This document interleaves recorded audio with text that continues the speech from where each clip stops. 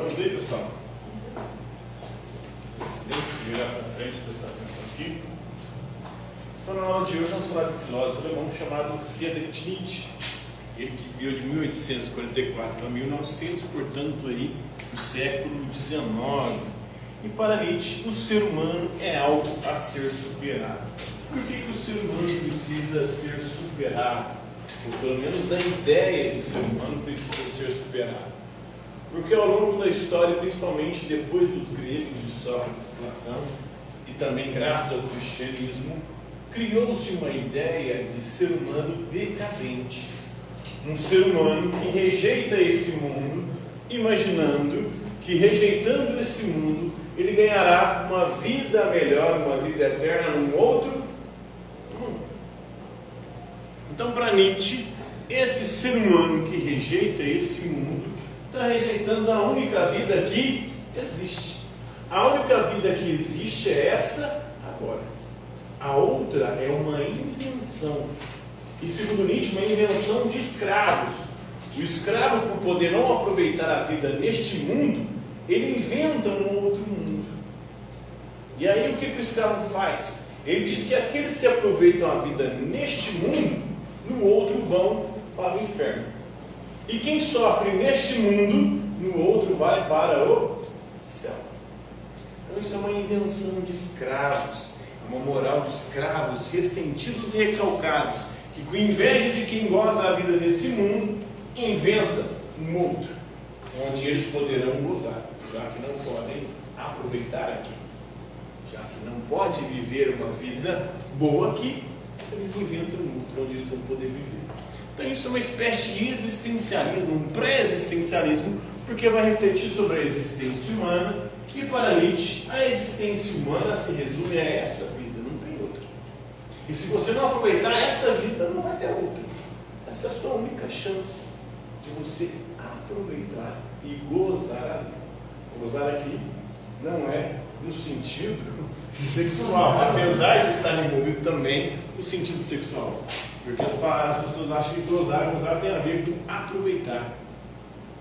Inclusive, uma das definições de céu do cristianismo é gozo eterno.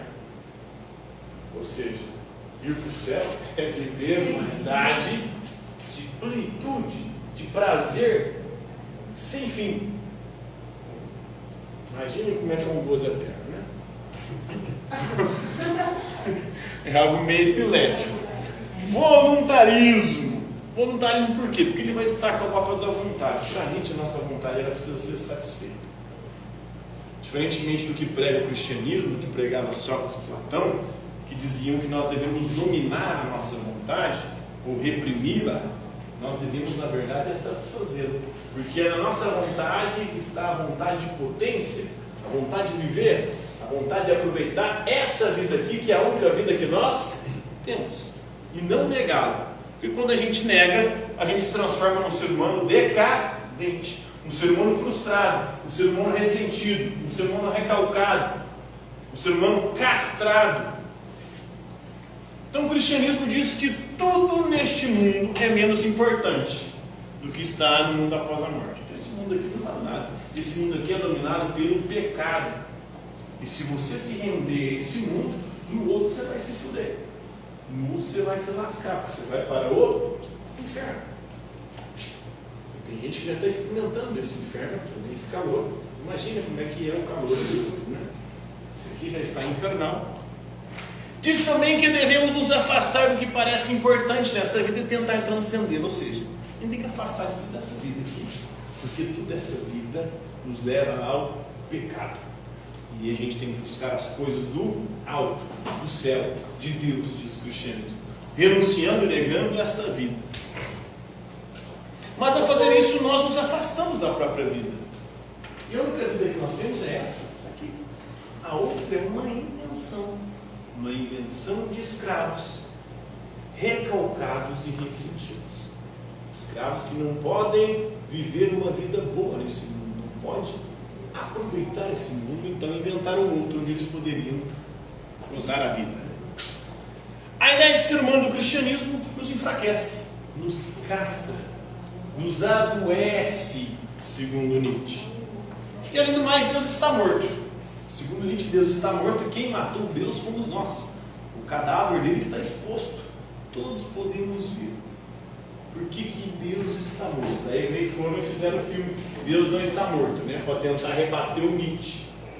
Mas ele disse que Deus está morto por quê? Tudo aquilo que nós dizíamos que era obra de Deus, hoje é a ciência que explica. Não há mais espaço para Deus.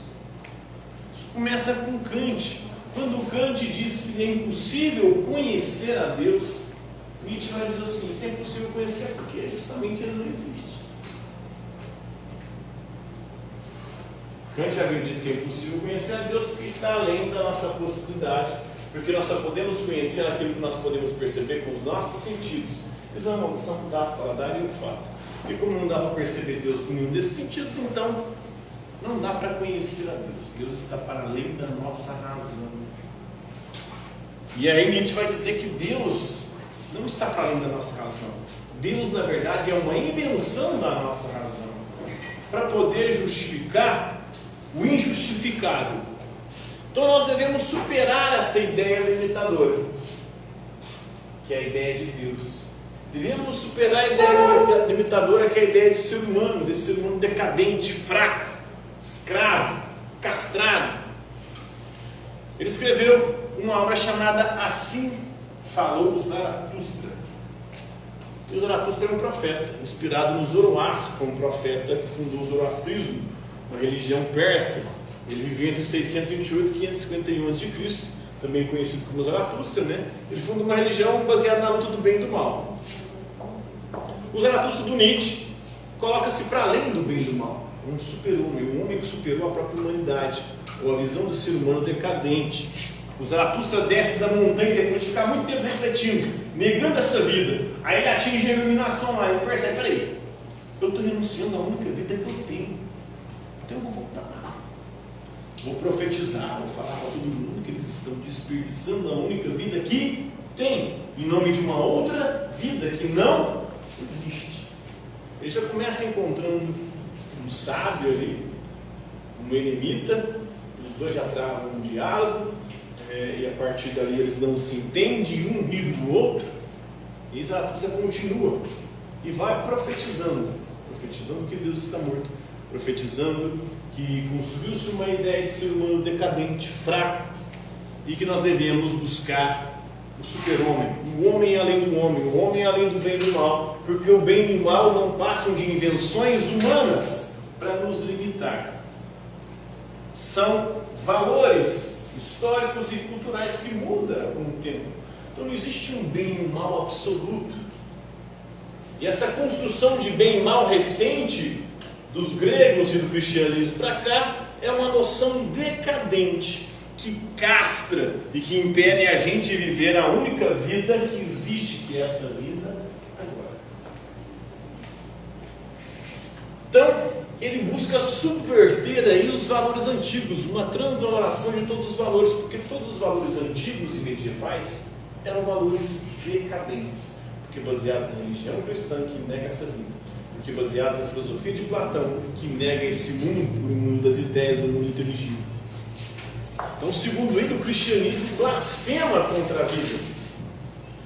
Por que blasfema contra a vida? Porque fala que essa vida aqui é uma vida, esse mundo aqui é um vale de lágrimas, é um mundo dominado pelo pecado.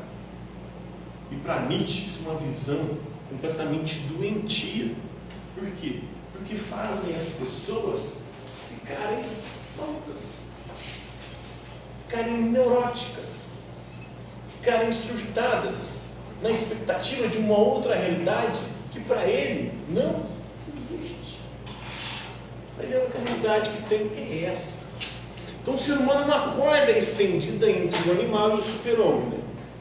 Uma corda aí sobre um abismo. Então a gente está equilibrando uma corda aí entre a nossa animalidade, que são os nossos instintos, e o super-homem que vai para além do bem e do mal, que não fica preocupado com essas noções. Ah, será que isso é certo? Será que isso é errado? Será que eu vou para o céu se eu fazer isso? Será que eu vou para o inferno? Então, para ele, quando a gente começa a pensar assim, nós já estamos nos tornando seres decadentes. O super-homem, o homem além do homem, é aquele que não se preocupa, que busca satisfazer a sua vontade e potência, que aumenta o seu poder, a sua energia vital e a sua capacidade de viver essa vida que é a única que existe. Existindo entre os níveis animal e do super-homem, a vida humana, diz Nietzsche, uma perigosa jornada, um perigoso olhar para trás, um perigoso tremer e parar. A gente está nessa corda bamba. Vem a religião que fica falando: você vai para o inferno se você fizer isso e fizer aquilo. E aí você fica lá tremendo, com medo.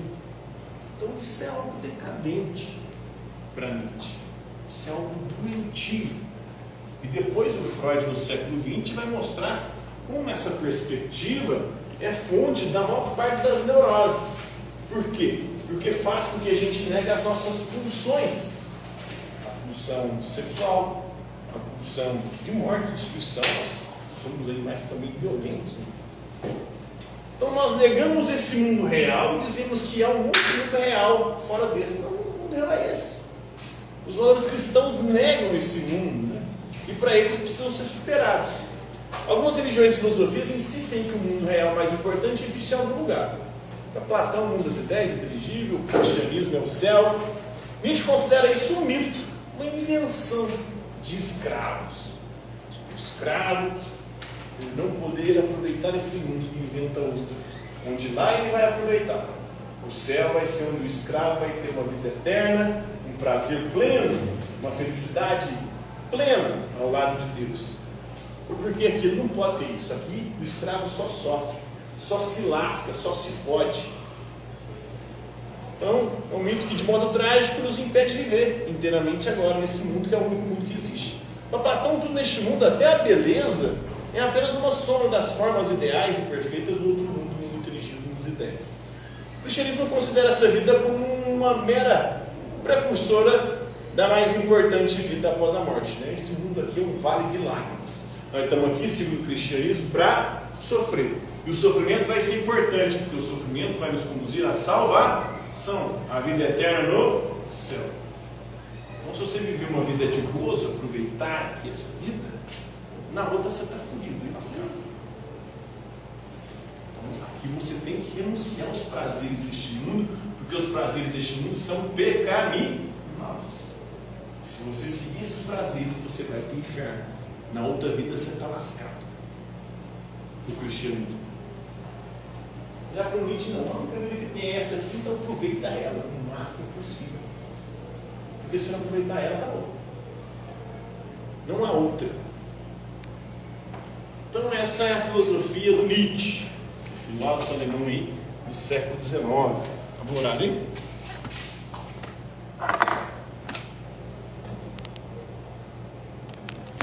Por hoje é isso.